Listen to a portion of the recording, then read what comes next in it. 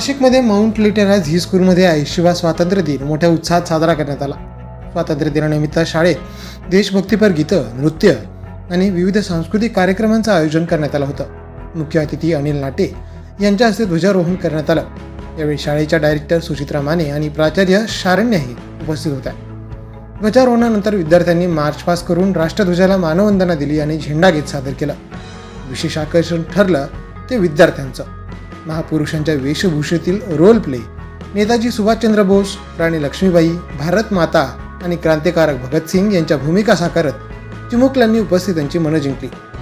यासोबतच देशभक्तीपर गीतांवर विद्यार्थ्यांनी सादर केलेली नृत्य आणि गीतांची सुंदर प्रस्तुती ही लक्षवेधी ठरली. पालकांची मोठी उपस्थिती असलेल्या या कार्यक्रमातून शाळेच्या परिसरात देशभक्तिमय वातावरण निर्माण झालं.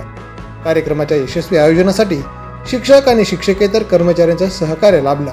सूत्रसंचालन निहारिका मॅडम यांनी केलं, तर आभार प्रदर्शन प्राचार्य शरण्य मॅडम यांनी केलं.